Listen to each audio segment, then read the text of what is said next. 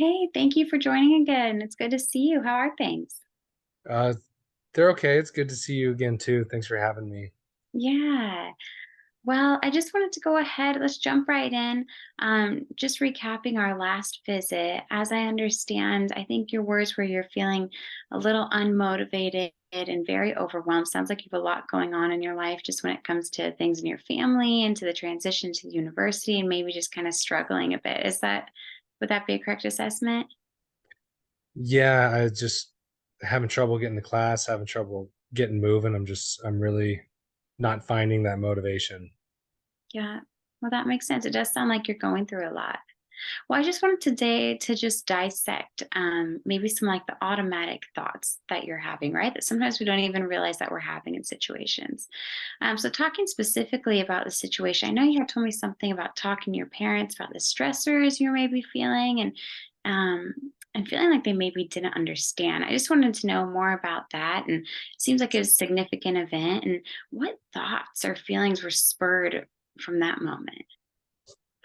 Yeah, I guess with my parents, there's just some disconnect because they didn't make me go to college. They never really pushed me to do it. I'm kind of the first one, and they never went to college.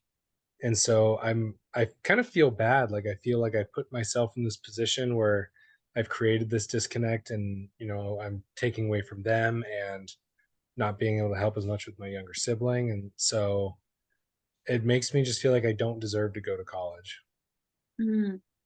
Yes, and what a hard feeling. I remember you saying that previously in our last session, but thank you for sharing. And so, what we're going to do is just kind of dig deeper into that thought, getting down to our core values, right? Because sometimes our automatic thoughts are based off assumptions that we don't even know we have, and those are based on some core values. So, just dissecting that phrase you said, like you're not sure if you feel like you deserve to go to college. Let's just say if that were true, if that phrase were true, what would that mean about the world? What would that mean about you? I guess, well, what that would mean is that other people are more deserving because they aren't having these problems like I am. And Mm, so therefore they're more deserving to go to college than I am. mm. I mean, and that would be a hard thing to accept. So let's say you're saying people deserve it more than you. So let's say people, if they did deserve it more than you, what would that mean? What would that mean about you if other people were deserving of that more than you? Yeah, well, I guess everyone just seems to be having an easier time adjusting, and I kind of feel like it makes me sort of an outsider. Mhm, I'm having more problems than some of these other college students are. mhm. And it sounds like there's a lot of connection, probably. Like you're saying at your high school, how you had really close knit group of friends, and you even used, I think, the word it felt like home. Is that correct? Yeah, it did. Yeah, high school felt so much easier. I Mhm, had lots of friends. I was involved in a lot of stuff, and mhm. I did really well in classes. It was just a lot easier. I can understand that. Okay, so that phrase you said, you're feeling like an outsider. So if you're an outsider, if you're an outsider at the university you're going to, what does that mean about you? What would that mean? I guess it kind of means that I don't belong there. Mm. I just don't belong. And I think that's the core belief that we're getting down to, right? Is really just feeling like I don't belong here Hmm. or I don't belong. I'm curious. So just taking a thought, and that's a hard thought to be carrying around with you, right? I mean, Hmm. that's heavy. And so let's say on a scale from 1 to 100, with 100 being the most belief in that, and one being the least belief, how would you rate your belief in that statement that I don't belong? I guess maybe like a 70. Okay. Okay, that's pretty significant. It's pretty high. Can we go back? Sometimes we find that these core beliefs start even in our childhood, right? We start seeing traces of that, and it's something we just adopt. Do you know a time when you really started believing that I don't belong? Well, I guess after high school being so easy, and fitting in and being so involved in stuff.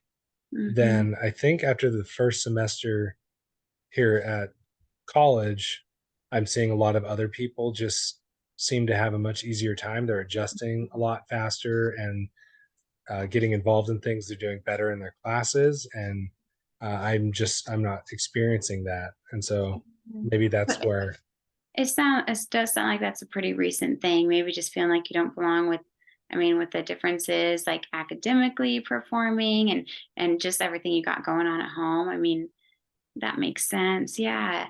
And that kind of covers too, like what do you think perpetuates that thought if you don't belong? Just kind of the ever present reminder around you. Is that what I'm kind of hearing? yeah, definitely. Okay. Well, let's take that thought, I don't belong, and say, is there any evidence um, in your life, maybe prior to college, and especially since you've been in college, right? Is there any evidence, anything that makes you believe that that thought could not be true, that maybe you do belong? Yeah, I guess, I mean, prior to college, like I said, in high school, things were really easy. I fit in with a lot of people, and I was involved in leadership and making posters and doing really well in my classes. So maybe that made me feel like I belonged.